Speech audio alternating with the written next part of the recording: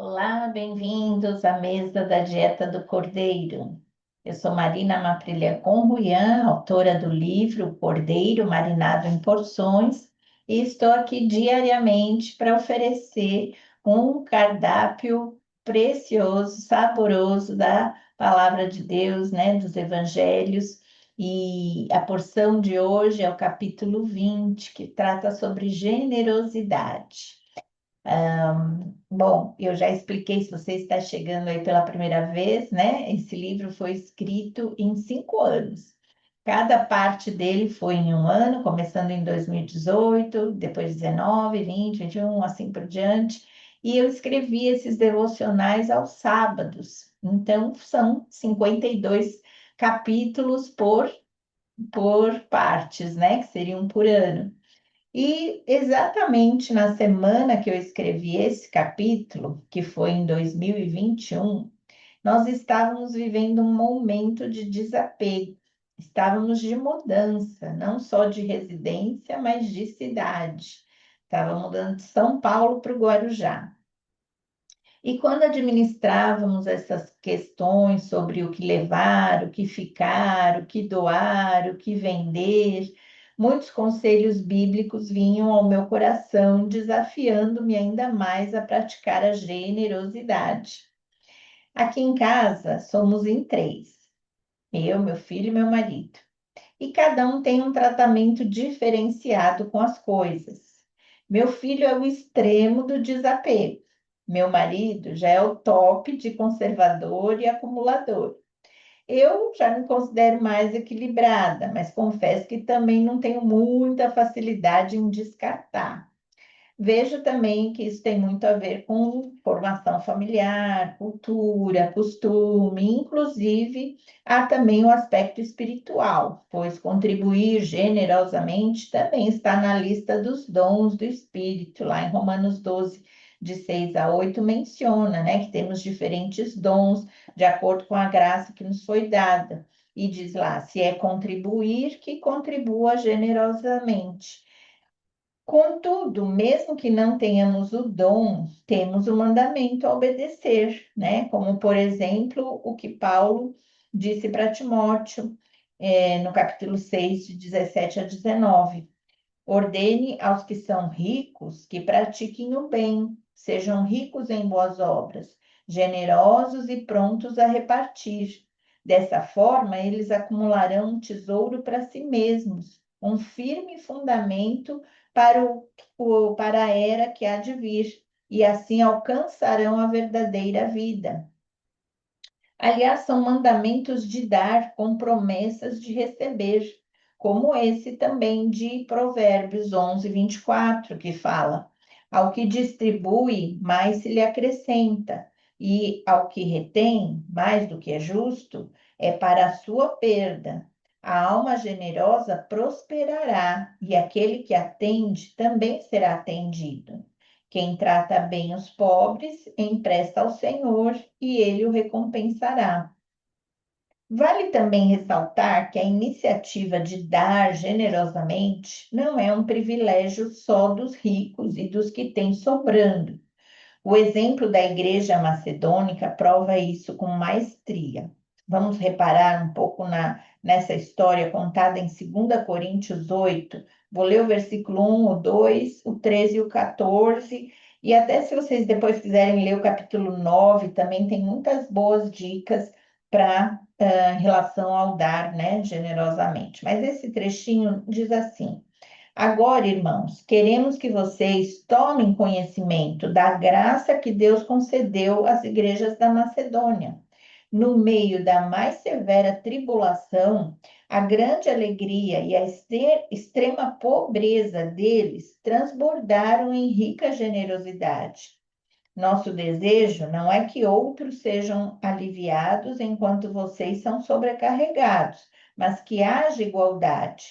No presente momento, a fartura de vocês suprirá a necessidade deles, para que, por sua vez, a fartura deles supra a necessidade de vocês. Então haverá igualdade. Esse é o verdadeiro comunismo da igreja cristã primitiva. que vendendo suas propriedades e bens, distribuíam a cada um conforme a sua necessidade. Está lá em Atos 2. Atitude esta não só recomendada, mas elogiada pelo apóstolo Paulo. Em Atos 20, 35, ele também fala: em tudo que fiz, mostrei a vocês que, mediante trabalho árduo, devemos ajudar os fracos, lembrando as palavras do próprio Senhor Jesus que disse: a maior felicidade em dar do que receber. O próprio Senhor Jesus intensificou essa prática em seu último sermão do capítulo 25 de Mateus. Vai lá e lê dos versos 31 a 66, quanto que ele fala sobre isso, né? De ver o faminto e dar de comer, ver o que não tem roupa, dar de vestir, todo aquele sermão maravilhoso, né? E também até quando ele aconselhou em Lucas 12, 33, vendam o que têm e deem esmolas. Façam para vocês bolsas que não se gastem com o tempo, um tesouro nos céus que não se acabem, onde ladrão algum chega perto e nenhuma traça destrói. Olha só, vendam para dar, né, esmolas. A gente acha difícil vender para o nosso próprio proveito, quanto mais vender para dar. Trabalhar para ter com que ajudar. Como diz em Efésios 4, 28, é outra contramão nossa também, né? Porque ele fala: aquele que furtava, não furte mais, antes trabalhe fazendo com as mãos o que é bom, para que tenha o que repartir com o que tiver necessidade. Percebem a mente de Cristo dentro do padrão bíblico, como difere dos nossos conceitos atuais? Tem que trabalhar para ter o que repartir com quem tem. Eu tenho orado para o Senhor transformar e renovar a minha mente de maneira que eu prove esse padrão de excelência nesse quesito generosidade, vivendo com modéstia, destituída de toda e qualquer mesquinhez materialista. Na verdade, dentro da equação que já estudamos, da empatia, mais solidariedade, mais altruísmo, lembram? Acho que completamos agora com mais generosidade, que aí vai trazer como resultado a prosperidade plena, né? Então, sendo assim, na época que eu estava de mudança, eu escrevi isso, né? Se tem aí alguém necessitado, precisando de algum móvel, eletrodomésticos, cortinas, utensílios e utilidades domésticas, ou outras coisas semelhantes, pode me procurar no privado, que procurarei ser generosa. Ou se você também desejar comprar móveis usados em bom estado, né, bom preço, também podemos fazer um bom negócio. Restam poucas peças e pouco tempo, então apressem-se.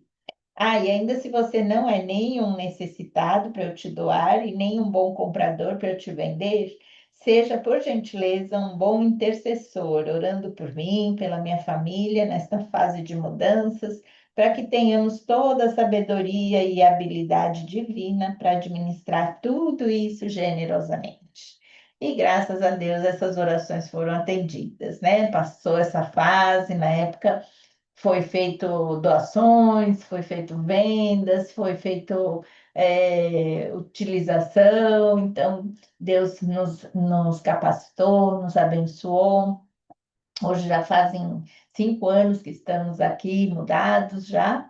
Então, que a gente possa pensar mais sobre essa virtude tão abençoada que é a generosidade, né? Não vamos reter além do que é justo, vamos ser prontos para dar, pois é bem mais bem-aventurado dar que receber, né? Como já vimos. Então, aceite também essa porção que eu distribuí hoje generosamente para cada um e vamos buscar ainda em abundância esse alimento amanhã também. Amanhã tem mais uma virtude poderosíssima. Sabe qual é? Nada mais, nada menos que poder. Sabia que Jesus nos deixou um poder, né? Foi nos dado um legado de poder. Então, amanhã vamos trabalhar em cima desse tema. Não perca. Espero você aqui, se Deus quiser. Até lá.